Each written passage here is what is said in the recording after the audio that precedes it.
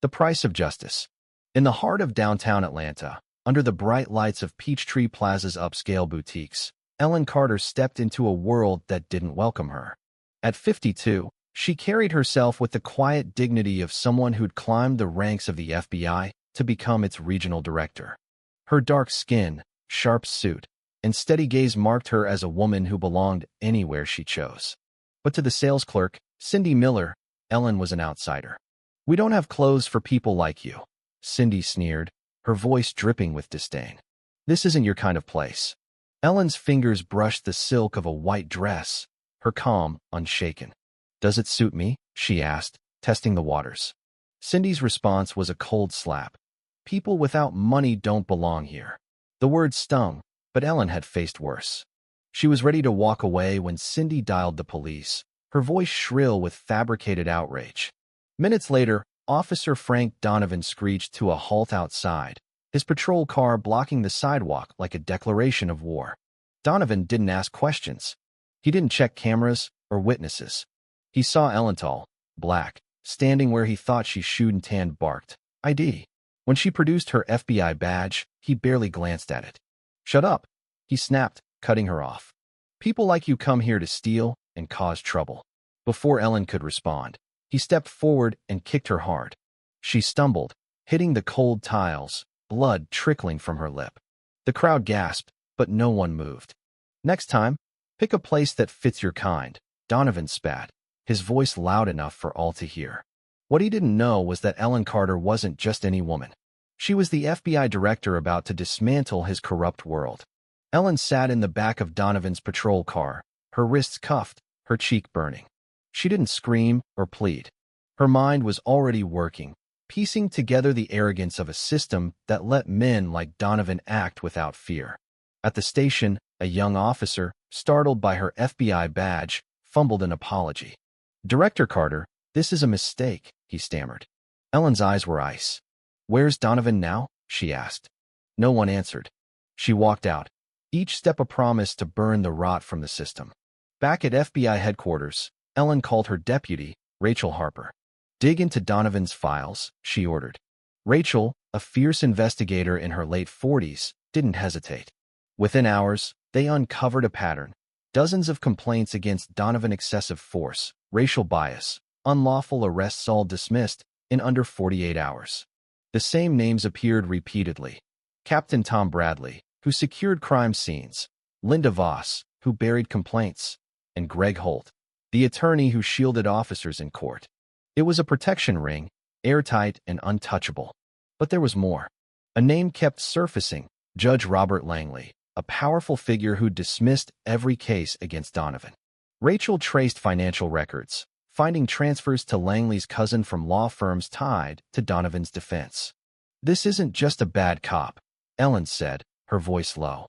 "It's a machine." Ellen's investigation wasn't alone. Her tech specialist, Sam Lynn, a wiry 45-year-old who'd once taken a bullet for her in a Chicago raid, hacked into the county's encrypted servers. He found deleted logs, altered timestamps, and complaints erased minutes after filing. "Someone's covering tracks," Sam said, his fingers flying over the keyboard. "And they're good." The deeper they dug, the uglier it got. Ellen received anonymous threats: a photo of her elderly mother shopping in Savannah, a note reading, "Be careful what you know." A GPS tracker was found under her car. Then, one morning, as Ellen stepped out for a hearing, a shot rang out. Sam, standing nearby, shoved her aside and collapsed, blood pooling from his abdomen. "Don't stop," he gasped, gripping her hand. "You hear me?" Ellen's world tilted. Sam, her quiet rock, was fighting for his life because of her.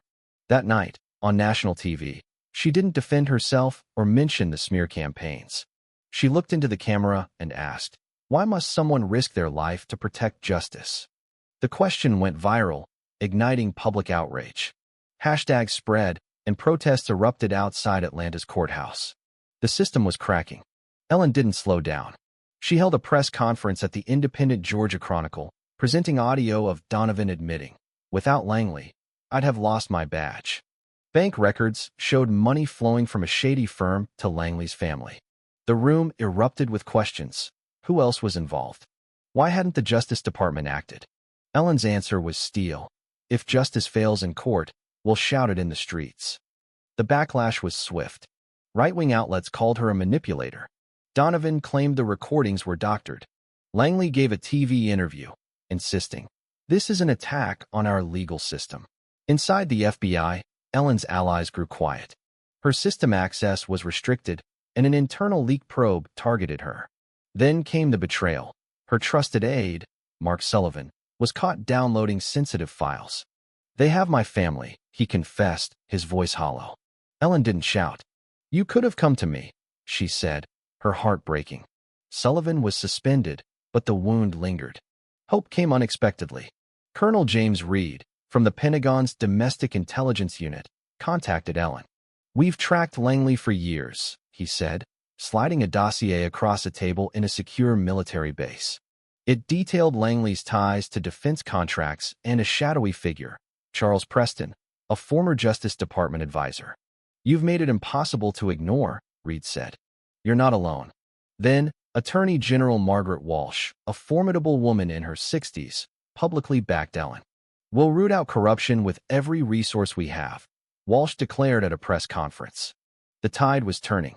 Ellen's team gained access to sealed files, and Sam, recovering in the hospital, built a secure encoder to protect their communications. The trial of Donovan and Langley was a spectacle. Atlanta's courthouse was packed, cameras flashing. Ellen took the stand, her voice steady as she recounted Donovan's assault and the web of corruption. A bombshell dropped. Sam's software recovered a recording of Donovan and Langley discussing how to silence whistleblowers.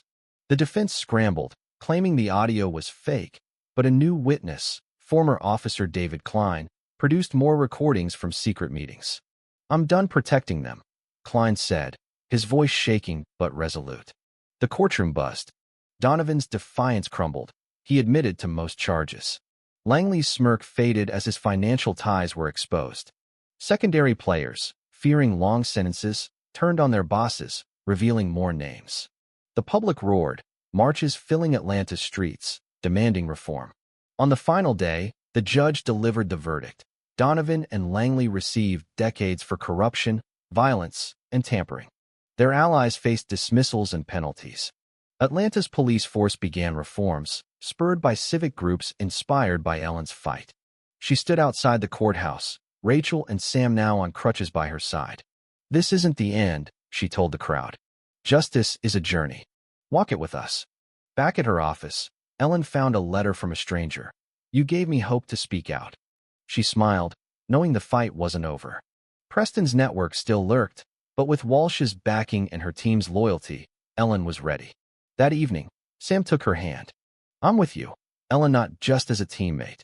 Her heart warmed. She didn't need to answer. Their shared scars said enough. Ellen Carter's story began with a shove in a mall, a moment that could have broken her. Instead, it sparked a revolution. She exposed a system where power shielded prejudice, proving that one woman's courage could shake a city. Her victory wasn't just legal, it was a call to action. Atlanta changed because she refused to stay silent. What do you think? Have you faced injustice or seen violence swept under the rug? Share your thoughts in the comments. Stand up, speak out, your voice matters in the fight for justice.